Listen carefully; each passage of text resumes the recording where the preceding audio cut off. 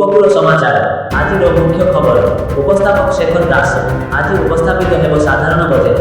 ରାଜ୍ୟରେ ରାସ୍ତାଘାଟର ଉନ୍ନତି ପାଇଁ ସ୍ୱତନ୍ତ୍ର ବଜେଟ୍ ହେବ। ବାର୍ଷିକ 15,000 କିଲୋମିଟର ସହ 5 ବର୍ଷରେ ନିର୍ମାଣ ହେବ 75,000 କିମି ରାସ୍ତା। ଶ୍ରୀପଞ୍ଚମୀ ଓ ବନକଲାଗି ଆଦି ବିଶେଷ ନୀତିକାନ୍ତିକୁ ଦୃଷ୍ଟିରେ ରଖି 4 ଦିନ ରତ୍ନଭଣ୍ଡାର ମରାମତି କାମ ସ୍ଥଗିତ।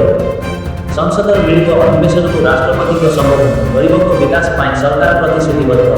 ଓଡ଼ିଶା ବିଧାନସଭାର ସଚିବ ହେଲେ ଆଇଏଏସ୍ ଅଫିସର ସତ୍ୟବ୍ରତ ରାଉତ।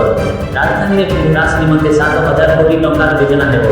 ଝାରସୁଗୁଡ଼ାରୁ ଲକ୍ଷ୍ନୌ ଓ ରାୟପୁରରୁ ବିମାନ ଉଡ଼ାଣ ଆରମ୍ଭ। ମୟୂରଭଞ୍ଜ ଉତ୍ସବ ବାରିପଦାରେ ହେବ ରିଭରଫ୍ରଣ୍ଟ, ଖର୍ଚ୍ଚ ହେବ 60 କୋଟି। କେବିସିରେ 12.5 ଲକ୍ଷ ଜିତିଲେ ରାୟରଙ୍ଗପୁର ଝିଅ କରିଶ୍ମା। ଚମକିବ ଭୁବନେଶ୍ୱର ରେଳ ଷ୍ଟେସନ, ନିର୍ମାଣ ହେବ ଏଲିଭେଟେଡ୍ ଡ୍ରାଇଭ୍ରେ, ଯାତ୍ରୀ ପାଇବେ ଅତ୍ୟାଧୁନିକ ସେବା। ପୁରୀରେ ମହାପ୍ରଭୁଙ୍କ ଜମି ଜବରଦଖଲକାରୀ ମୁକା, ଶ୍ରୀଜଗନ୍ନାଥଙ୍କ ଜମିରେ ଲାଗିଲା ସୂଚନା ଫଳକ। ସମ୍ବଲପୁର ବିଶ୍ୱବିଦ୍ୟାଳୟ ପୂର୍ବତନ କୁଳପତି ଯୁବରାଜ ନାୟକଙ୍କୁ ହତ୍ୟା ମାମଲାରେ ଦୋଷୀ ସାବ୍ୟସ୍ତ ପ୍ରବୀଣ ଭୂୟାଙ୍କୁ ଆଜୀବନ କାରାଦଣ୍ଡ। ସମ୍ବଲପୁରରେ ହଷ୍ଟେଲ ଅନ୍ତେବାସୀଙ୍କୁ ମାଡ଼ ମାରିବା ଭିଡିଓ ଭାଇରାଲ ହେବା ପରେ ଶିବସେନା ସମର୍ଥ ଏନ୍ଜିଓ। ଆଇନ ଶୃଙ୍ଖଳା ବିପର୍ଯ୍ୟସ୍ତ।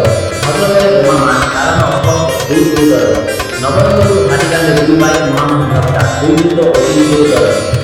ବରଗଡ଼ ବଡ଼ପାଲିରେ ଯୁକ୍ତ 3 ପ୍ରଶ୍ନପତ୍ର ଲିକ୍, 10 ଛାତ୍ର ଓ ଜଣେ କିରାଣୀଙ୍କ ସମେତ 12 ଗିରଫ। ସୁନ୍ଦରଗଡ଼ ଧସମା ଥାନା ସରଧାବାଲିରେ ଯୁବକଙ୍କୁ ଗୁଳି ମାଡ଼, ଗୁରୁତର ହେଲେ ସୁରଜ ପଟେଲ। ପୁରୀ କୋଣାର୍କରେ ଝାଡ଼ାବାନ୍ତିରେ ମୃତ୍ୟୁ ସଂଖ୍ୟା 5କୁ ବୃଦ୍ଧି, ସ୍ୱାସ୍ଥ୍ୟ ବିଭାଗ ଓ ପ୍ରଶାସନ ନିରବ ଚେଷ୍ଟା। ମଣିଷକୁ କାମୁଡ଼ିବା ପରେ ମରିଗଲା ସାପ, ପାରାଦୀପ ବଡ଼ ବଜାରର ଘଟଣା। ଭୁବନେଶ୍ୱର ଖାରବେଳ ଥାନା ଅଞ୍ଚଳର ଘର ଭିତରୁ 2 ମୃତଦେହ ଉଦ୍ଧାର, ମୃତ୍ୟୁର କାରଣ ଜଣାପଡ଼ିନାହିଁ।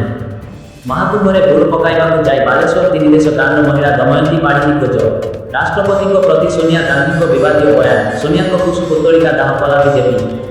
ବାରାଣସୀରେ ବୁଡ଼ିଗଲା 2 ଡଙ୍ଗା, ପଞ୍ଚିଙ୍ଗରେ 60 ଓଡ଼ିଆ। ସୁନା ଦାମ 84,400 ଟଙ୍କିଲା, ପ୍ରତିଦିନ 1000 ଲେଖାଏଁ ବଢ଼ୁଛି। ମହାକୁମ୍ଭ ବୁଡ଼ ପକାଇ ଫେରିବା ବେଳେ ଉତ୍ତରପ୍ରଦେଶ ଗାଜିପୁରରେ ଅଟୋରୁ ତଳେ ପଡ଼ିଗଲେ ଶ୍ରଦ୍ଧାଳୁ, ମାଡ଼ିଗଲା ଟ୍ରକ୍, 6 ମୃତ ଓ 8 ଗୁରୁତର। ସଚିନ ତେନ୍ଦୁଲକର ପାଇବେ ବିସିସିଆଇର ସର୍ବୋଚ୍ଚ ସମ୍ମାନ ସି.କେ. ନାଇଡୁ ଜୀବନବ୍ୟାପୀ ସାଧନା ପୁରସ୍କାର। ଚତୁର୍ଥ କ୍ରିକେଟ ଟି20ରେ ଇଂଲଣ୍ଡ 15 ରନରେ ପରାସ୍ତ, ସିରିଜ ଜିତିଲା ଟିମ୍ ଇଣ୍ଡିଆ। ଅର୍ଥନୈତିକ ସର୍ଭେ, ଦେଶ ଉପରେ $711 ବିଲିୟନ ବୈଦେଶିକ ଋଣ। ପ୍ରୟାଗରାଜରେ ଶ୍ରଦ୍ଧାଳୁଙ୍କ ପାଇଁ ପ୍ରସ୍ତୁତ ଭୋଜନ ଭଣ୍ଡାରେ ପାଉଁଶ ପକାଇଲେ ପୁଲିସ ଅଧିକାରୀ।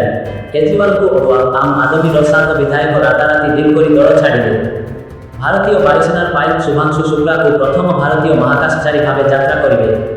ଲେବାନ ସିରିଆ ସୀମାରେ ବୋମା ବର୍ଷା କରା, ହିଜବୁଲ୍ଲାହକୁ ଉପକୂଳ ସମାଚାର। ବନ୍ଦେ ଉତ୍କଳ ଜନନୀ।